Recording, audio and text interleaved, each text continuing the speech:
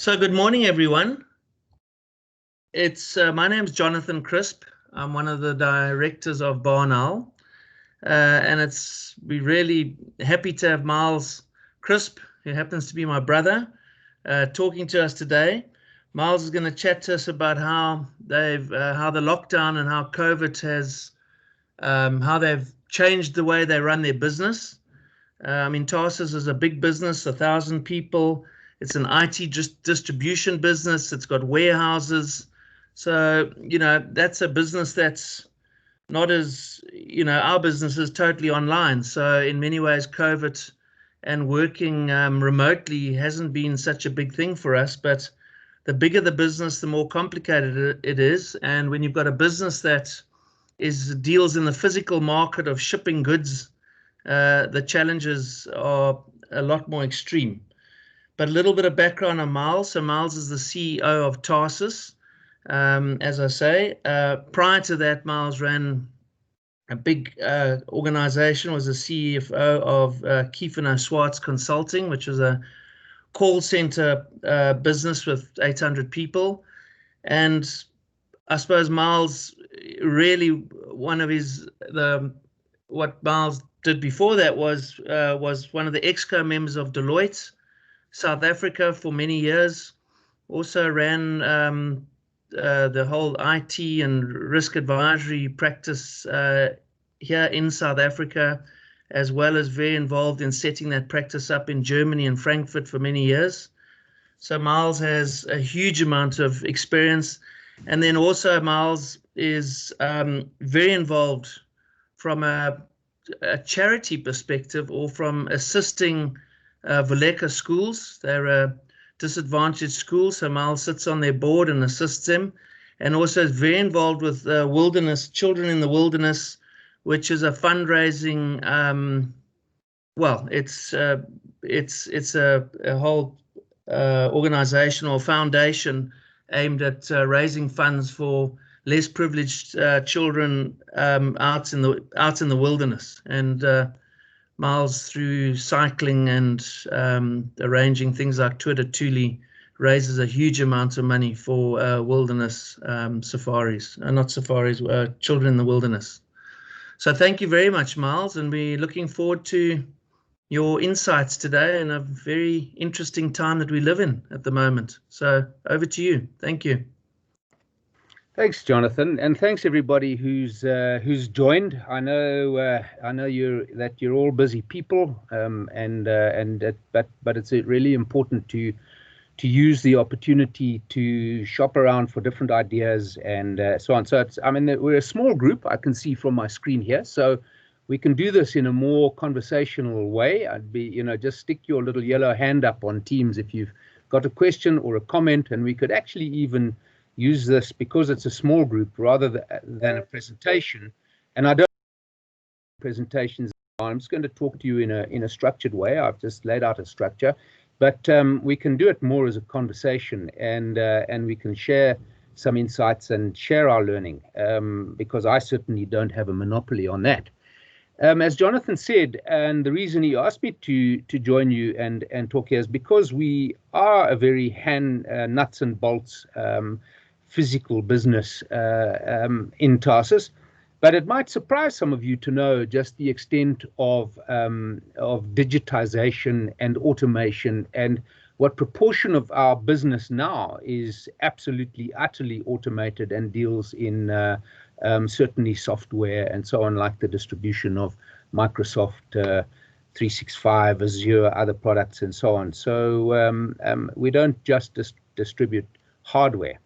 And then the other thing that we've been building for years is an ability to create integrated systems with our customers and with our suppliers and so on. And I can confidently say that we're way ahead of any of our competitors on that basis, and it really has stood us in good stead. So just as an example, just on the face of it, Tarsus now is roughly a 5 billion rand per annum business in terms of turnover.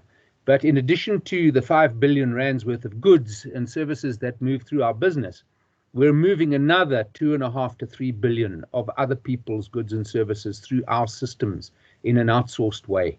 So actually, if you go and look at the volume of goods that run through our big warehouse in Woodmead, it's closer to 8 billion a year.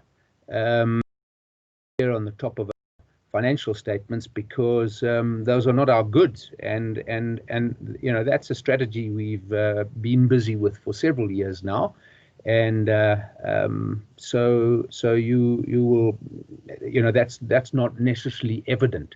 If you go into an Incredible Connection, for example, or into a hi-fi corporation and you buy a TV, a Samsung TV there, it's come from us. Deal in Samsung TV.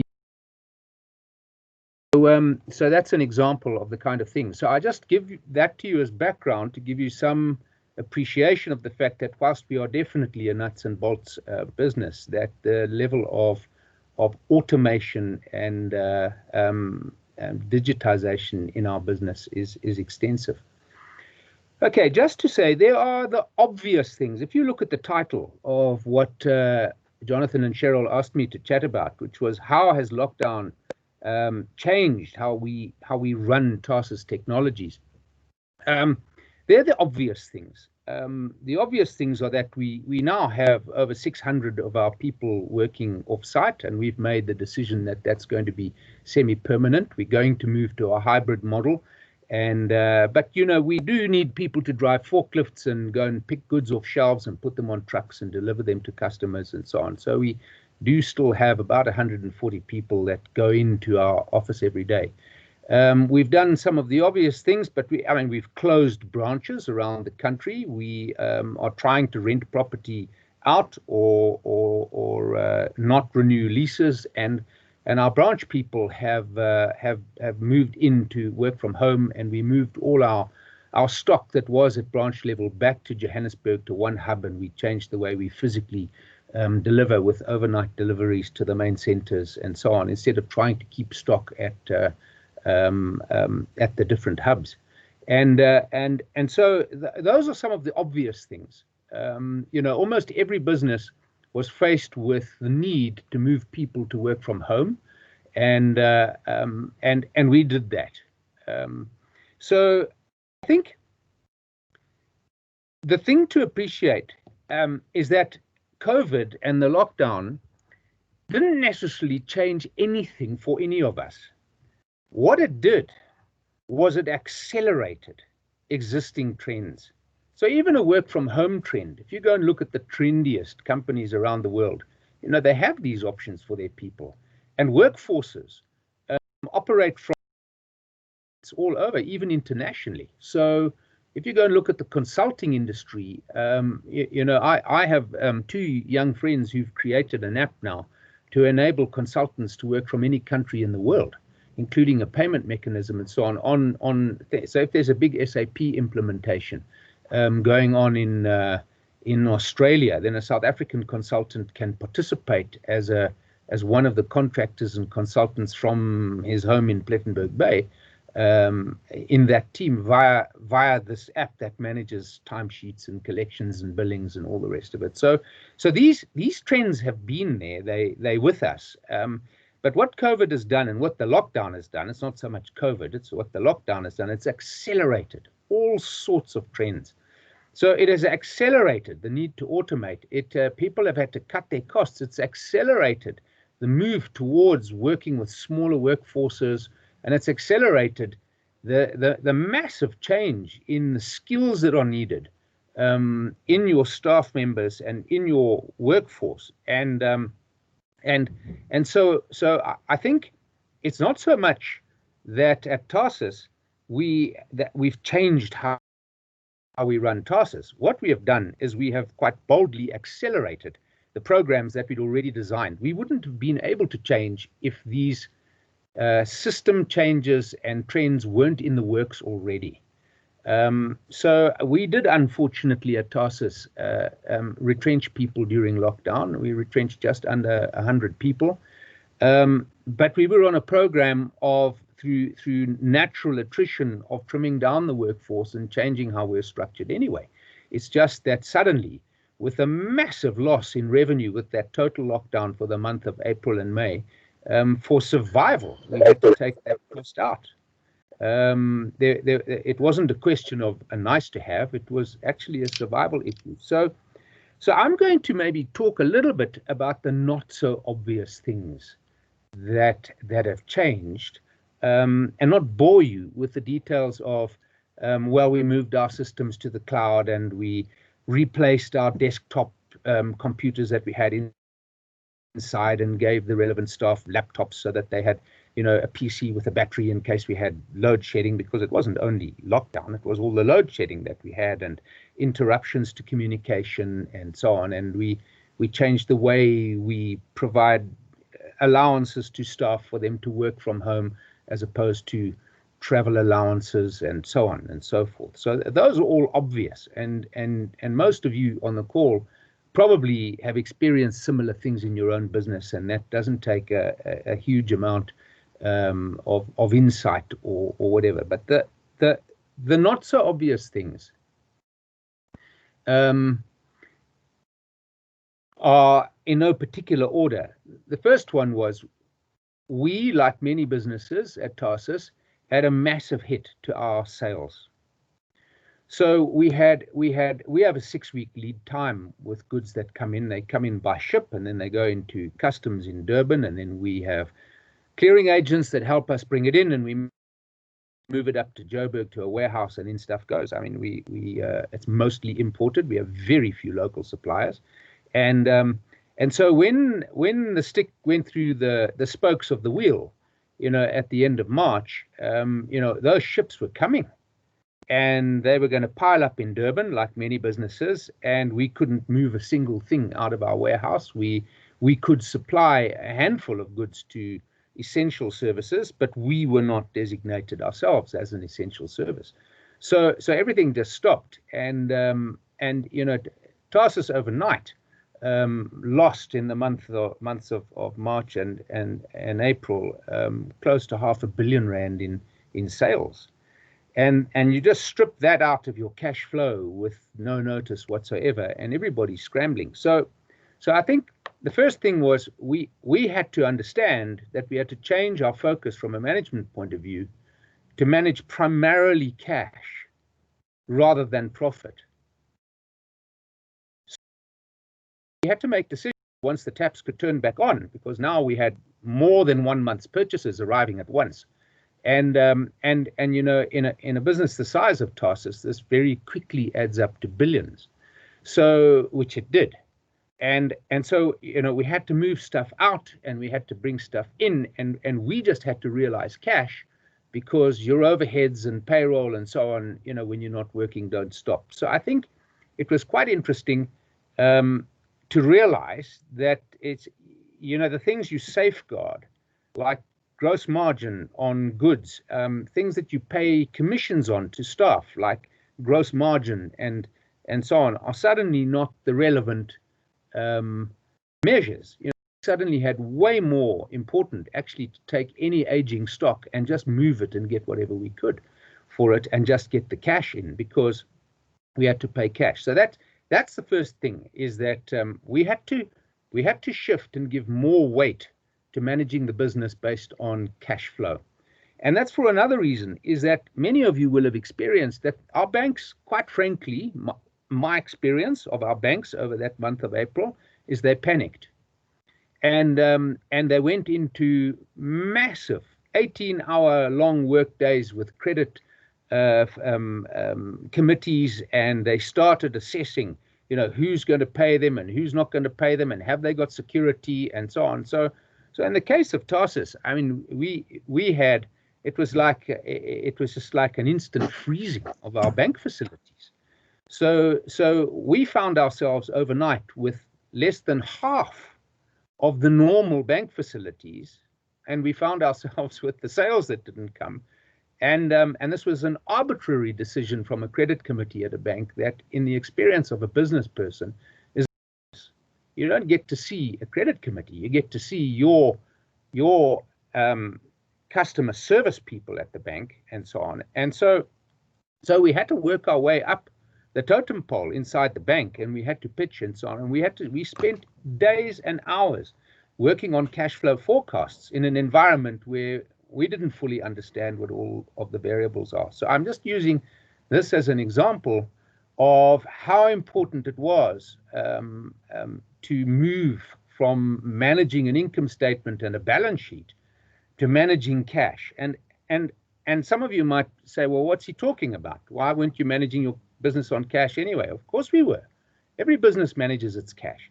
But what you manage is you manage your cash in the present and even in the past. You probably do things like measure days debtors, you measure exposure, you measure days creditors, you measure, and you're doing a forecast on that based on something that you think you can predict. But we had to move our processes in process and put into and automate overnight. We pulled our IT teams off all sorts of automation projects that they were working on to start automating, for example, our outstanding purchase order system with the goods in transit that were there, and start managing our as yet uncommitted creditors. So, you know, what's on the water, when's it going to arrive, and when are we going to have to pay for it? And of course, we're paying for it in US dollars. So if you remember, at the same time, the rand went from just under 14 rand to the dollar to at one point 19 rand to the dollar overnight. So, you know, goods that were coming in that you'd committed to pay for at 14 rand to the dollar, you are now going to have to pay for sometime in May and June at 19 rand to the dollar. In our case, that difference was 390 million rand. That was an additional liability that we didn't know about when lockdown started. So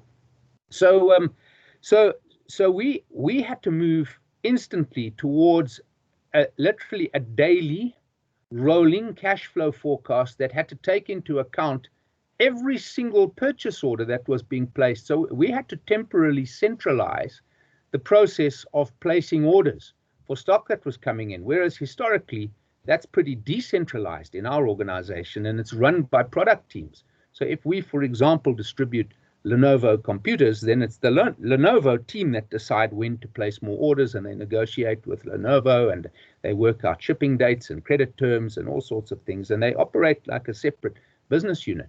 But we couldn't have them do that because we now had to instantly centralize that. We've decentralized it again now, but the decentralized teams are working off one centralized forecast, and they have new parameters within which they've got to work. And then we were simultaneously in our bank, we have to 2/3 facility. We had to trim our turnover and cut sales to work within a credit facility. So as I say, my own experience of the banking fraternity and talking to people in banks who sit on credit committees and various things is that in the beginning, it was a blind panic. They just wanted to make sure they weren't going to incur bad debts, and they had to put processes in place. And I've got sympathy for them. I think if I worked in a bank, I'd have done exactly the same thing. But it was a dreadful experience if you're a customer with large overdraft facilities. So that's the one I want to just, the emphasis on cash flow forecasting. So at Tarsus, we are like 1,000 times better now. And at the touch of a button, I can forecast and I can adjust. And if there's just a small change in the estimated time of arrival of this shipment, that shipment, it's all automated now and plugs into a forecast which we feed our bank now on now down to a fortnightly basis. But at one point it was daily. So that's important. The other thing, our customers' needs changed, and that wasn't immediately apparent.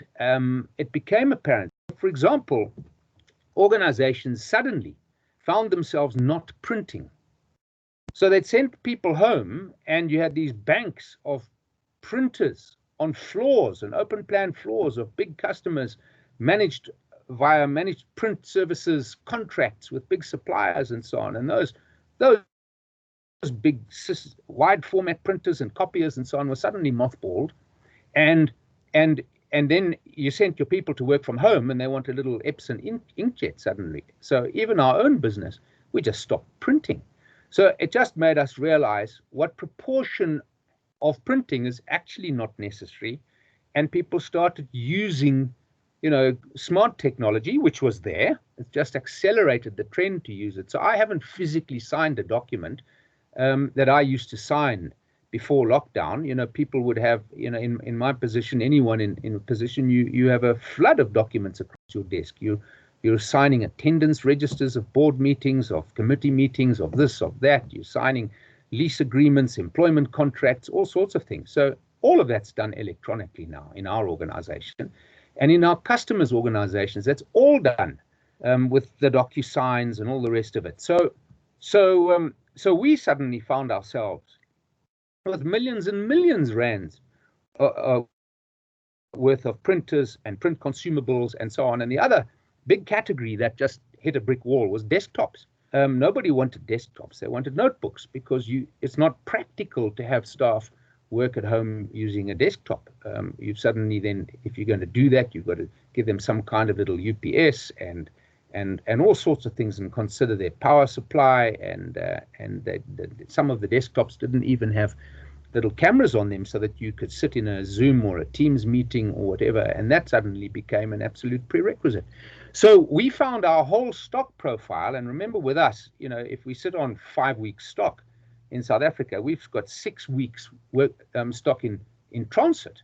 So really, in terms of a commitment and a forecast around what's going to be in demand, and South Africa as a country just ran out of notebook computers, especially your entry-level notebook computers, and nobody could get them.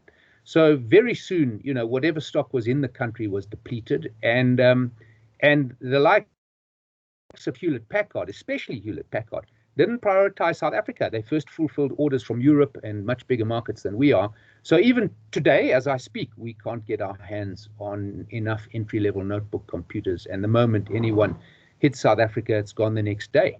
So what we had to change, we had to, and even our algorithms and the artificial intelligence systems that we work with, which we do have, which help and so on, was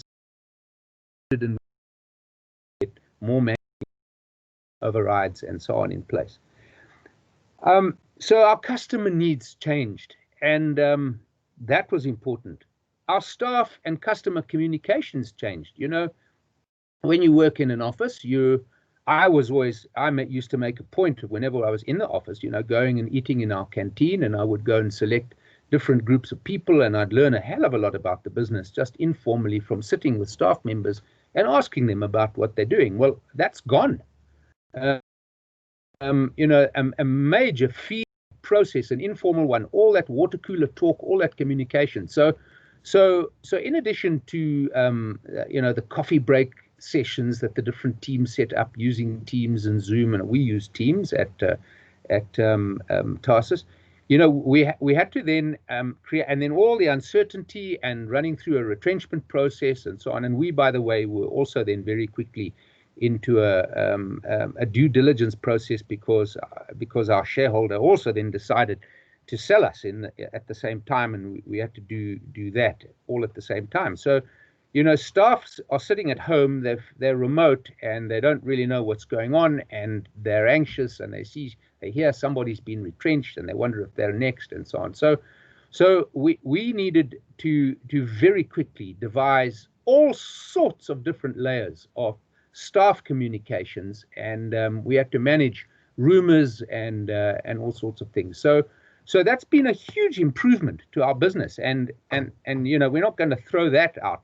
With a lockdown now moving more to a hybrid system, we'll do more in our office and so on. But all our training programs had to move online, and the staff communications, customer communications, our bank communications, everything had to move on to Teams, and it's not just Teams, and because how do I talk to 750 people? You can't just say, cool, let's have a session like this, let's talk to 7. What do I tell them? You package messages from a chief executive of an organization. It's slightly different. You're going to tell senior people more of the financial results and all the rest, and your more junior people are wanting to know about what impacts them and so on. So we have to fully craft our messages and find different ways. And we used video sessions, we used a closed in-house Facebook group. We use LinkedIn. We've used WhatsApp groups. We use SMSs for a lot of our warehouse staff, and batches of SMSs with information about changes and what happens and so on, and what our new work from home policies are going to be, and so on. So our own ability to communicate with our people has improved hugely. And I've found actually that a lot of staff that previously I wouldn't have known personally have also, made contact with me or with senior executives. It's in a way been quite good for breaking down the barriers of perceived seniority, and it's made things in a sense less formal. And we were always an informal business to start with. I mean, I've never had an office. I sit in an open plan when I'm in the office, like many of our staff, and so do all of our executives. But you've still got like this bubble around you, and people perceive you as hello. Yeah, sorry. There's on my PC. There's a somebody on here with TK, and that's what lit up. So I don't know who TK is. Just check your mute button, please. Okay. So the other thing was, and I've covered the change in demand. I've covered the changing communications with our bankers in particular, and how that had to go, and so on. But I think the thing that's run as a thread, and I'll spend a little bit of time on this now, and then maybe we can have a conversation and see how many of you found yourselves in the same boat. But what has been extraordinary, and any of you who have started to order goods online, I hear from friends of mine, and my wife hears from friends of hers, and so on. Apparently, the Checkers online growth, apparently it's better than almost everything else, and Checkers turnover went right up, and people were ordering online, and decided not to go into stores. And so the reason I mention that is that the readiness to use e-commerce, to use digital means of placing orders and buying and so on, the readiness just huge. And we experienced this with our customers, where we'd always had pushback. They would way rather talk to someone in a contact center or talk to a sales agent via phone. They would believe maybe they'd get a better price, they could haggle, they could come back, they would shop around for quotes or whatever. And whilst we run a really, really good e-commerce platform, and you can do a lot of stuff with Tarsus, almost everything online, we always had a lot of resistance to people who preferred dealing with a human being. And what we found is the readiness to deal with us electronically accelerated massively. And so we've had customers that, and then suddenly they've discovered, well, this is actually quite efficient. And if they've got a problem, so what we did is we quickly improved and built, our chat capabilities on the e-commerce platforms and so on. So we have 16 people now, brand new. We just rededicated them and changed their roles and trained them and so on, and they run, the chat portion of our online service, so that you can.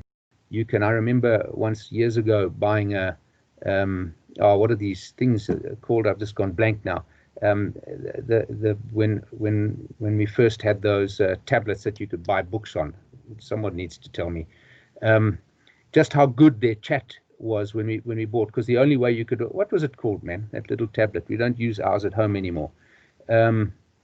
Anyway, we needed to upgrade that, and what we're finding is we've had to change the structure of all of our sales teams. Miles, it's a Kindle. Thank you. Yeah, I just went completely blank. And that, Kindle, I remember when we bought our first Kindle, I was appalled that there wasn't somebody I could phone and order, or we didn't have a shop you could walk into in South Africa, and this was all online and so on. And I think that the acceleration of customers, not only retail or end user or individuals, but corporate buyers, just accelerated, and they started making new demands on us around what was needed to be able to deal with us electronically.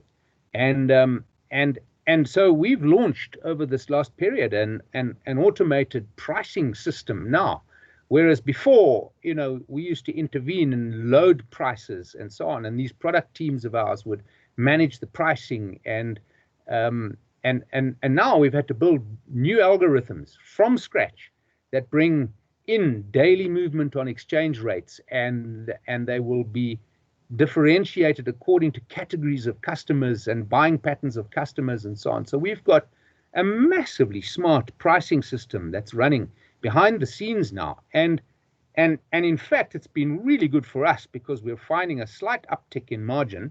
We haven't lost any competitiveness. And we found way more readiness of our customers to deal with that electronically and on our platforms. So this is so we're looking at a second wave of restructuring to move our sales teams, which were predominantly geographical to start with. We would have had a Cape Town sales team, and they dealt with our resellers and buyers and so on in Cape Town. Now, we've had to say we don't have a Cape Town office at all anymore. So what we have now is different categories of customer according to how much they buy from us and the profile of what they buy from us. And then we've structured that a sales team will service that batch of customers, say 20 customers and so on. And it's not geographically defined at all. It's defined based on the profile of what they buy from us and how they buy, and then they can negotiate certain terms and so on, certain pricing, certain discount structures, rebate structures, and so on, according to their status and how they fall. So we've had to restructure our sales teams completely and retrain our staff. And in fact, what had to happen, as any of you know who work in larger organizations, we had to make a whole lot of previous sales management roles defunct, and people had to reapply for the new jobs. And in that process, the other thing, the huge thing, I mean, we've got a young manager in Nelspruit, and he was running a team of about 12 people and servicing in Mpumalanga. And he, as a very smart guy, always had advice and comments and used to point out weaknesses in our systems and so on. Extremely likable guy. And suddenly, he said to me in this process, because he applied for one of these new positions, and he said it had changed his life completely because he had elected to live in Nelspruit for a lifestyle purpose and for his kids to go to a school he wanted to go to and access to the bush, and he has other hobbies that suited his lifestyle and so on. But suddenly, a way more senior position was available to him. He wasn't limited in his career. It's relevant that he lives in Nelspruit. And he's running one of these large sales teams of us, one of the very innovative ones that uses the platforms and online and so on, and he's getting stuck in. And from a Tarsus point of view, this has been a huge boost to us. And I'm just using this guy, his name's Jacques, and I'm using Jacques as one example. So suddenly your workforce and the skills available to you have expanded enormously, because you don't have to say, okay, this is a job that has to be in Johannesburg.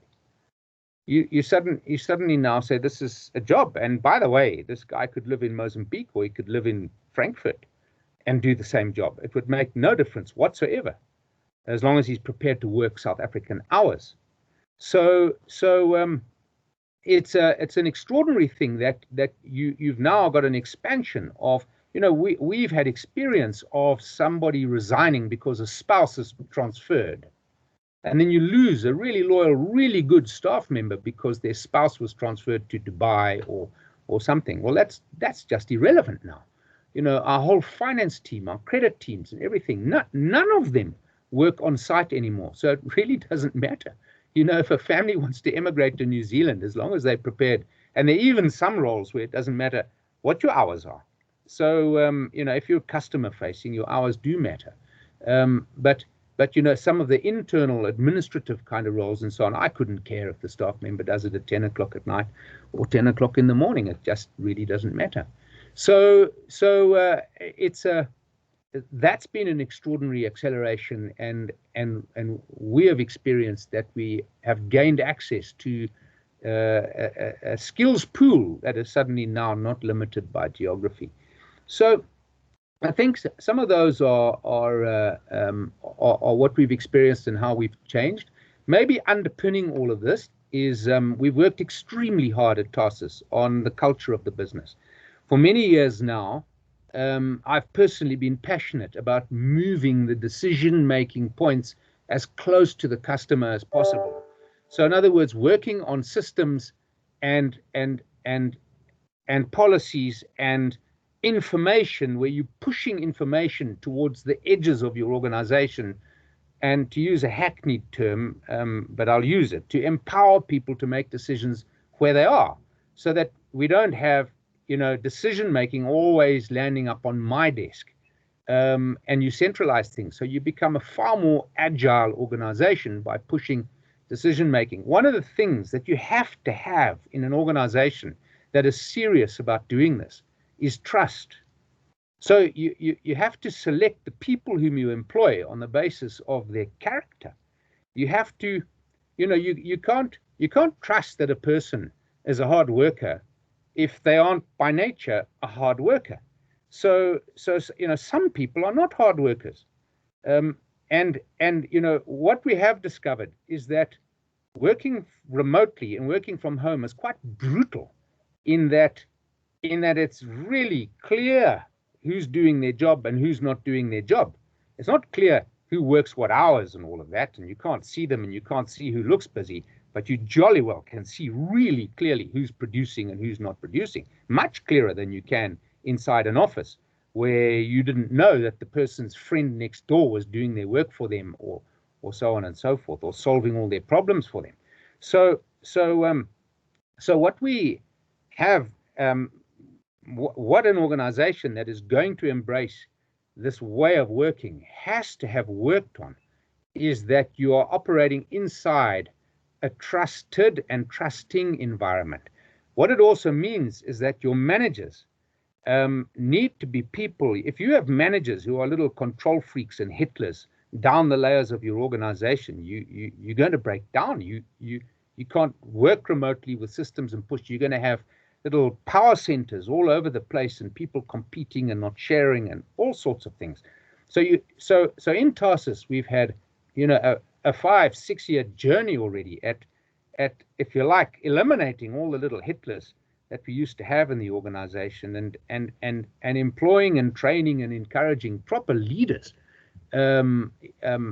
servant-based and servant-orientated leaders who are there for the empowerment and well-being of their people. So what we have found in Tarsus is that we've been vindicated, if you like, in having worked so hard at creating at me trying to work myself out of a job from a decision-making point of view, where I'm satisfied that decisions are cascaded down through an organization and being made because people have got the information, they've got the data at their fingertips, they understand the principles and the boundaries within which they're operating, and they're properly trained.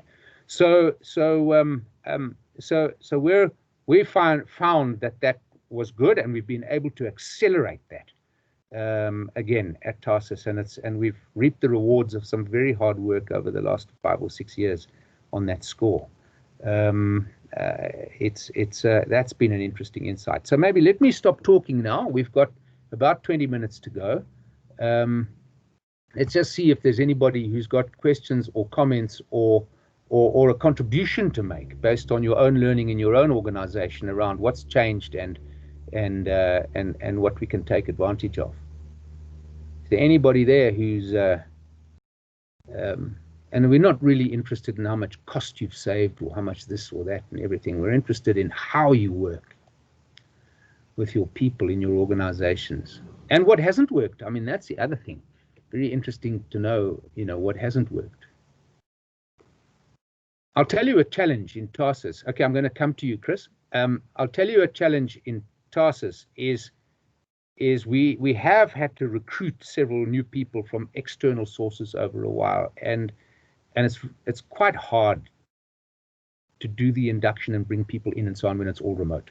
So we've changed our induction processes. They're now online, and I get personally involved with every single new staff member. I take them through all of our values and what we call maxims, and I spend time with them and so on. So, once a month I've got at least a 2-hour session with anybody who's joined the organization just to talk to them personally. But it's quite hard for a person who comes in new to an organization to then just work from home. That is still a challenge. Chris, you had a comment.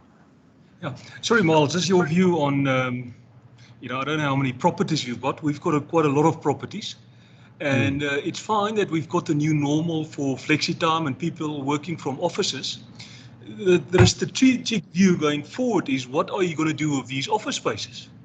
Because it doesn't make sense if you've accommodated for 30,000 people in our case, and the new normal will become flexi time. So I don't know how many buildings you've got, but I mean, that's quite an interesting question I've posed to a lot of our CEOs from, it's fine, this is the new normal, but then we can't sit with hundreds of thousands of square meters. Yeah. So look, your problem's a lot bigger than mine. We own our biggest building, which is the one here in Joburg.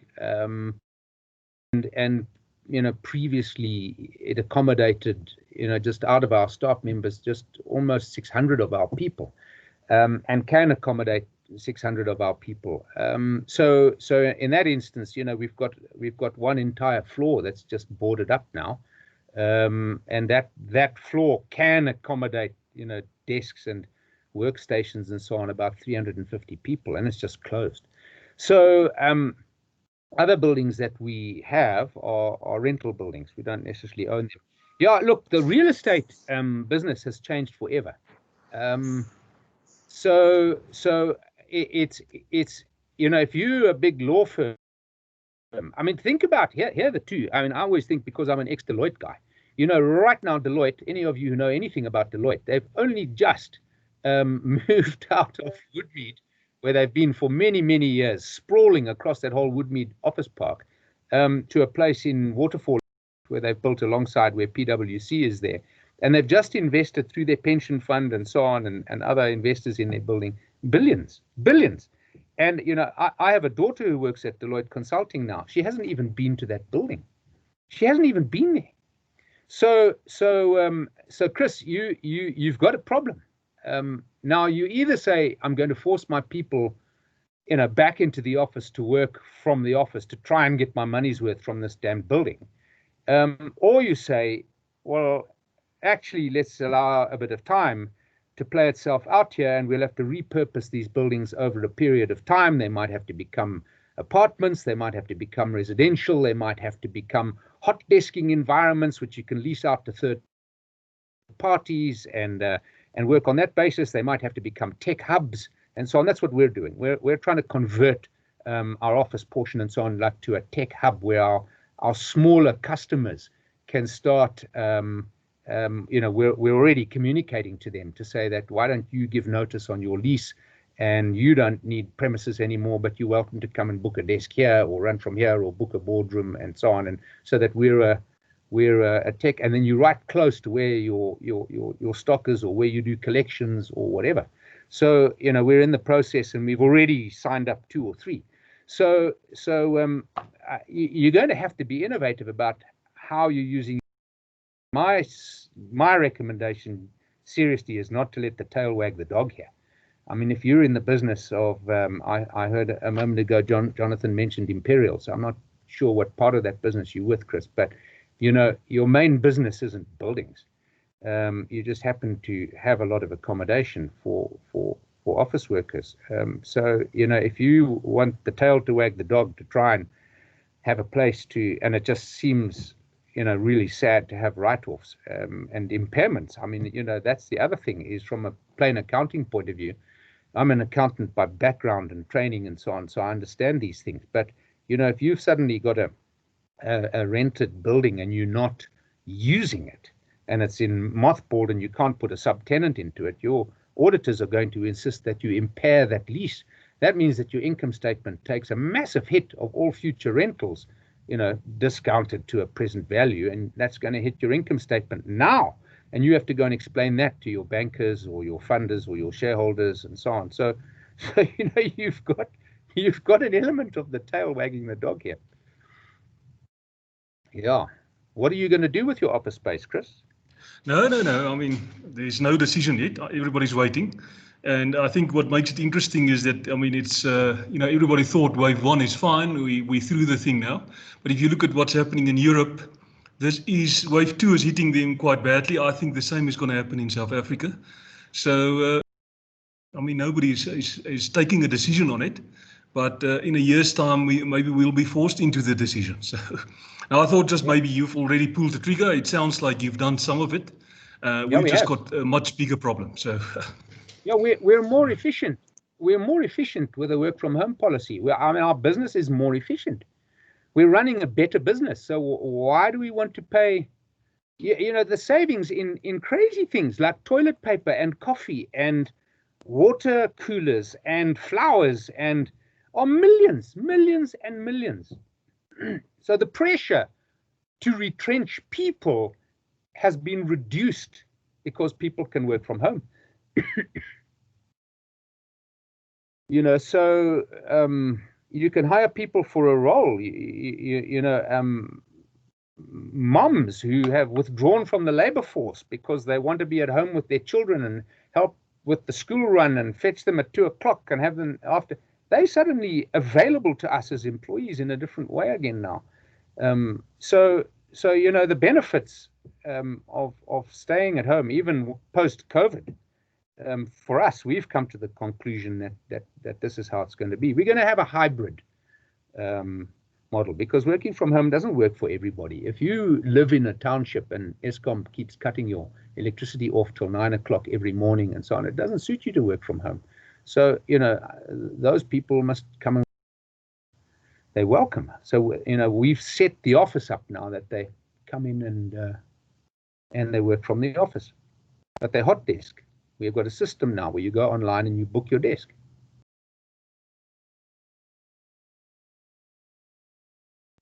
Any more comments? Any more lessons people have learned? Jonathan? Oh, so I was going to say, Miles, I mean, we were lucky our lease came up, so we don't even have offices anymore. And we've only got 40 staff, but they're all working from home, working very effectively. So, but we are in the online business. So I think even our productivity's ramped right up. And, the amount of time saved, we had a lot of people living in Pretoria and coming to work in Joburg. So that's saving people probably 3 hours a day. So it's worked quite well for us. But obviously then the personal touch with people starts, you can start getting, I wouldn't call it cabin fever, but, you do need to have interaction with people. So we do arrange every now and again, based on the lockdown status, get-togethers, which is very useful. But I also wanted just to ask you, Miles, I know we've spoken about this before, the new kind of skill set. I know this is moving. Yeah. I know you've done a lot in terms of what kind of skills are going to be required by people in the future kind of generation or in the digital world. And it does seem like we getting left behind in South Africa, even just from a bandwidth perspective. But maybe you want to comment on that. Yeah. So it's interesting. I'll just give you an anecdote. I received an email from a lady who applied for a position at Tarsus and she was declined. And her CV is stellar. I mean, on the face of it, it looks like she would have been a shoo-in for the job, but she wasn't successful. And she asked me why not, and was there any advice we can? So I went back to our recruitment team and asked them, what had happened with this particular lady. And it was actually simple. We prefer to promote from within. And we prefer to work with our own people and give them a career path and so on. But what that means, when you've got somebody with a magnificent CV applying for a position that can step in and operate from day one versus potentially appointment or transfer or promotion or whatever, which is going to require training and all the rest, that person might not be as effective instantly, but they do understand the culture, we understand the person, and so on. So in this instance of this person who made the inquiry, we had filled the vacancy internally, and even though she had a wonderful CV, she was unsuccessful. And my advice back to her, I sent a note back to her and I said, look, please don't be discouraged. You've got a great CV, and keep banging on the doors, keep watching our vacancies and apply again, please. But what you've got to emphasize in your CV and what you've got to be able to show an employer is predominantly your soft skills. Are you a collaborator? Can you collaborate? Can you work in a team? Are you a fast learner? Are you adaptable? Are you creative? Are you flexible?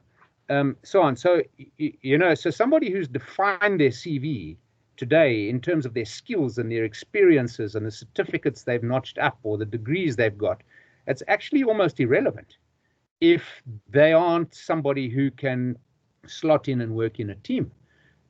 So the future, so the word we are using in Tarsus for this is capability. It's not our own word. We've stolen it from academia and so on, and these, the future of work people and consultants and all the rest of it. It's as opposed to skills. So we're way more interested in people's capabilities. And what's a capability? It's, what's the rate at which you can learn? What's the, what is your risk-taking capability?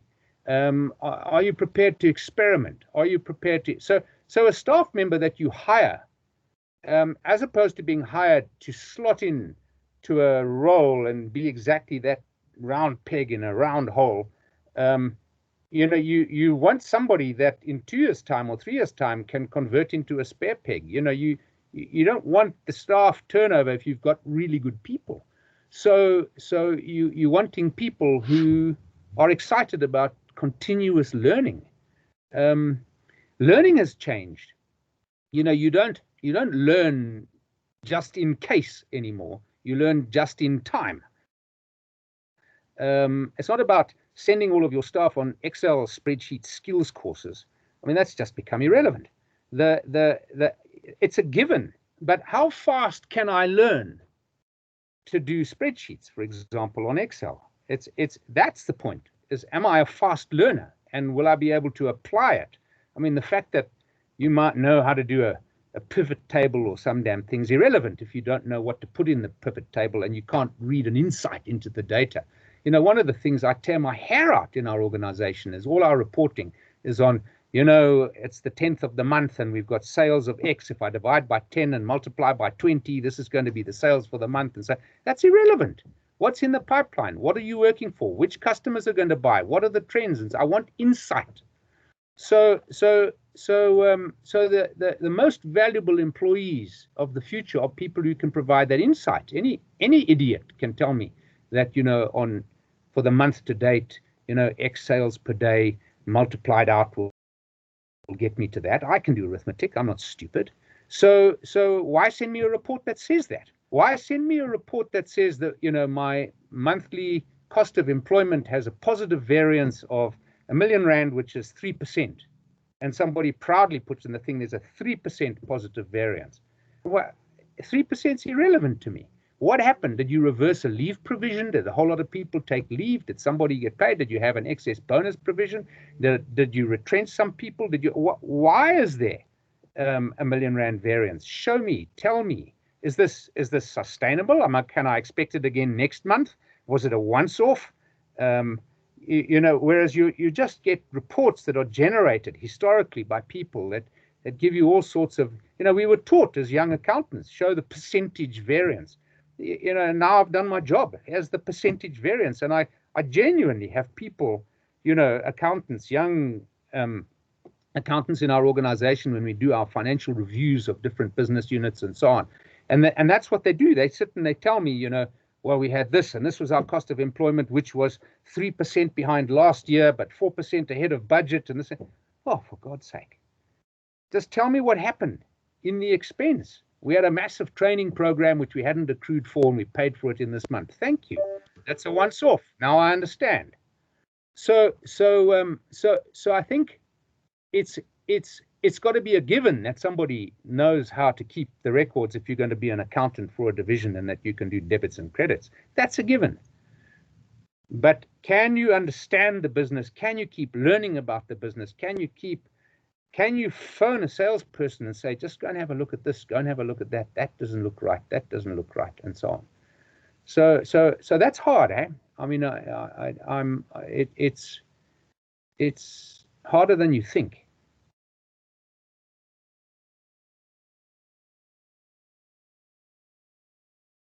Jonathan? So I was going to say that's actually where risk management comes into things, because accounting and, the numbers and the finances are always looking at what's happened.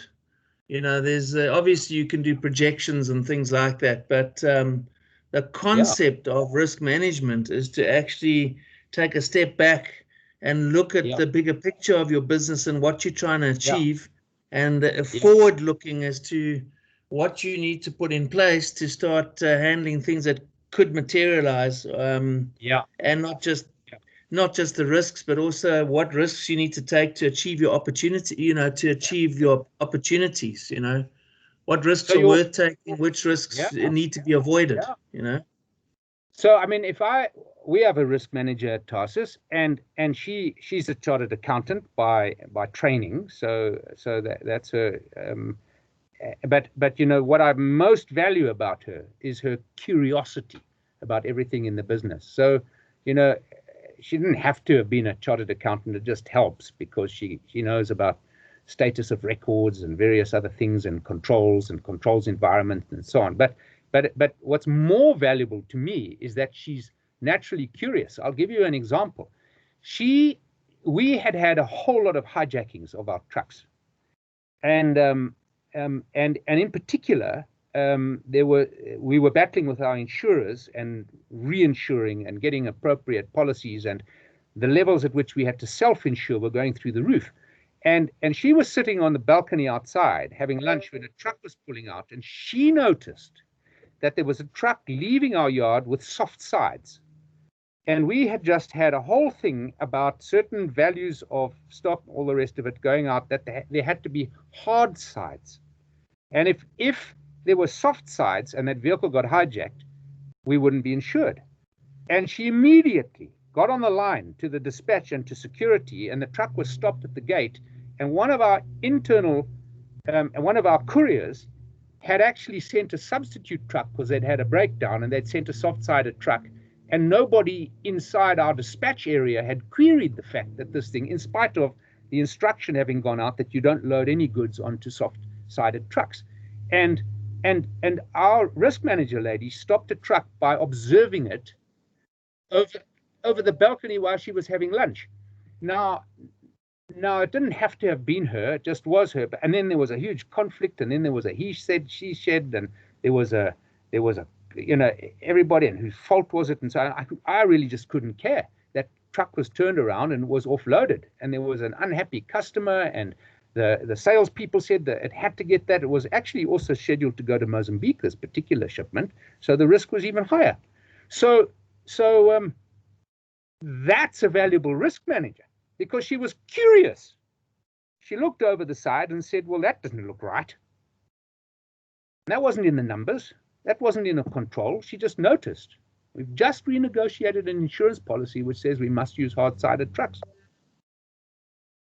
So gee whiz, she went up in everyone's estimate and so on. And she was prepared to take on the conflict with a whole warehouse and dispatch and sales system. Somebody had nudged and winked and said, okay, listen, just take the stuff. By the way, there were 2 people that lost their jobs over that. We had 2 dismissals. Well, that's a good example, Miles, I've got to say. Yeah. So it's tangible. Yeah, and there so must be those kind of things happening everywhere in an organization. The control was there, and the control was working 99.9% of the time. Yeah. I see our time's up. I don't want I think Yeah, I think time's up. I mean, the good news is that this session's been recorded, so I'll do a write-up on it, and also we'll send the recording out. So although we didn't get a great turnout today, I mean, the good news is that these recordings and being able to watch them later is very valuable. And then we've also had amazingly a valuable lesson today, Miles. I mean, it's very insightful talking to you. It really is. No, thanks. So, And we did have a great turnout because everybody who's on the call, who's sat and listened for a full hour, gave up an hour. So that's a great turnout. So thank you, everybody, for turning up and listening. That's very kind of you. Okay, yeah, thank you, John, for inviting me. And good luck to all of you in your businesses, and go and make a difference. Go and make a huge difference, every single one of you. Yeah, thank you, Miles. Really appreciate your time today and everyone else that joined. Yeah. Thanks, Cheryl, for organizing. Okay, then. Right. Bye, everyone. Cheers, eh? Bye-bye. Bye-bye. Bye.